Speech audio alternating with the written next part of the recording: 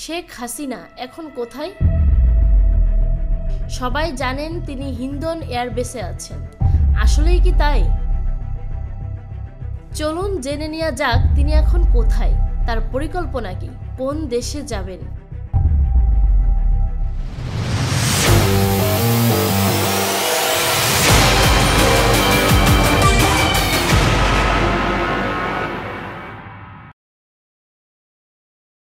চলতি মাসের ৫ তারিখে বাংলাদেশের বৈষম্য বিরোধী ছাত্র আন্দোলন সহ গণ আন্দোলনের ফলে ক্ষমতাচ্যুত হন শেখ হাসিনা। বাংলাদেশ থেকে সামরিক বিমানে তিনি ভারতে প্রবেশ করেন।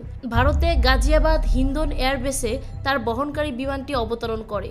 শেখ হাসিনা ভারতে এসে নামার পর প্রথম রাত ছিলেন দিল্লির উপকণ্ঠে গাজিয়াবাদের হিন্ডন বিমান ঘাঁটির ভিআইপি লঞ্চে। এরপর তাকে গাজিয়াবাদের আধা সামরিক বাহিনীর অতিথিশালায় রাখা হয় বলে জানা যায়। বিভিন্ন গণমাধ্যমের প্রতিবেদনে বলা হচ্ছে, যুক্তরাজ্য, কানাডা এবং যুক্তরাষ্ট্রের আবাসন চেয়ে ব্যর্থ হচ্ছেন। ধারণা করা হচ্ছে তৃতীয় কোনো গন্তব্য চূড়ান্ত না হলে তিনি ভারতেই থাকতে বাধ্য হবেন। এর মধ্যে খবর পাওয়া গেছে শেখ হাসিনাকে গাজিয়াবাদ থেকে সরিয়ে নিয়েছে ভারত।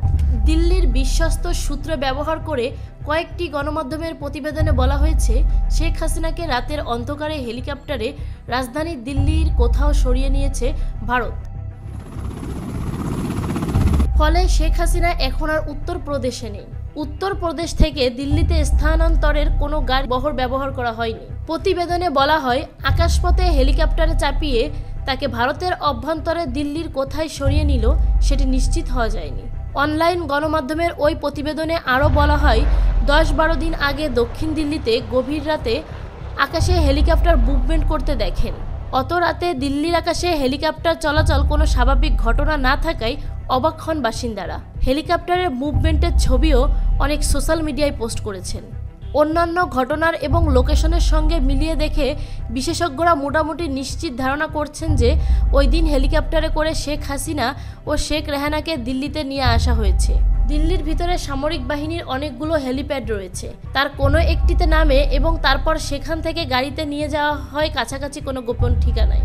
এখন পর্যন্ত ভারত সরকারের ঘোষিত অবস্থান হলো, শেখ হাসিনা ভারতে এসেছেন সাময়িকভাবে, অর্থাৎ ভারত তার চূড়ান্ত গন্তব্য নয়।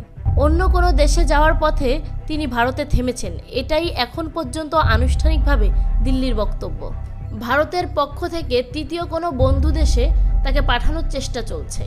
ভারতের তরফ থেকে কয়েকটি দেশে আশ্রয়ের জন্য প্রথমে যে কয়েকটি দেশকে অ্যাপ্রোচ করা হয়েছিল সেগুলো হলো সৌদি আরব, সংযুক্ত আরব আমিরাত ও ইউরোপের ২১টি দেশ। এরপর কাতারের সঙ্গে আলোচনা অনেক দূর এগিয়ে গিয়েছিল।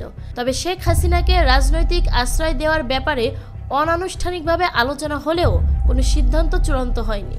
জানা গেছে, তবে শেষ পর্যন্ত কোনো উপযুক্ত তৃতীয় দেশে শেখ হাসিনাকে পাঠানোর চেষ্টা যদি সফল না হয় সেক্ষেত্রে তিনি ভারতে থাকতে বাধ্য হবেন। ইতিমধ্যে শেখ হাসিনার ছেলে সজীব অজেদ জয় তার মায়ের ব্যাপারে বলেন, আপাতত ভারত ছাড়া অন্য কোনো রাষ্ট্রে থাকার ইচ্ছা নেই, তবে ভারত তাকে কতদিন আশ্রয় দিবেন সেটাই দেখার বিষয়।